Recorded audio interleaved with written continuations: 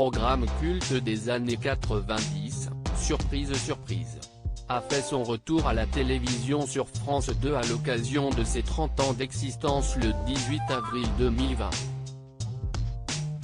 Désormais, l'émission est diffusée de manière plus régulière sur la chaîne publique avec de nouvelles caméras cachées inédites.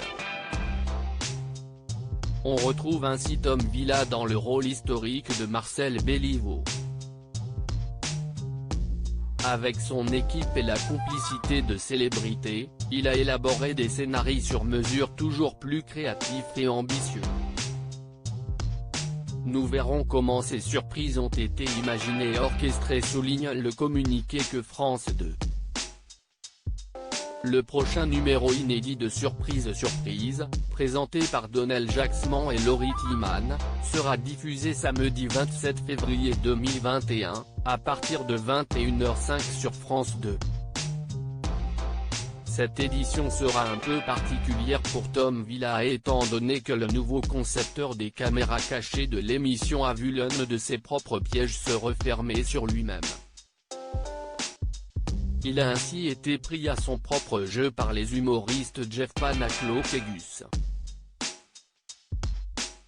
Outre Tom Villa, l'animateur Cyril Ferraud a lui aussi été piégé par Faustine Bollard, avec la complicité d'Iri Mittenard. Pour sa part, Vianney a piégé par Kenji Girac, tandis que Michel Sim fut piégé par Bruno Solo et Stéphane Fraisse. Initialement prévue pour être diffusée le 18 avril 2020, la caméra cachée de Michel Simès avait finalement été déprogrammée à la dernière minute. Surprise surprise. Troisième numéro pour la nouvelle formule du programme culte depuis que France 2 a relancé l'émission, seulement un numéro inédit a été diffusé le 26 septembre 2020 en plus de l'édition anniversaire pour célébrer les 30 ans du programme culte. Le dernier numéro en date de Surprise surprise, qui était le premier à être présenté par Donel Jacksman, Tom Villa et Laurie Tillman, avait rassemblé une moyenne de 2,25 millions de téléspectateurs, ce qui représentait 12% de part d'audience selon les chiffres de Médiamétrie. Ce soir-là, France 2 s'était classé troisième des audiences.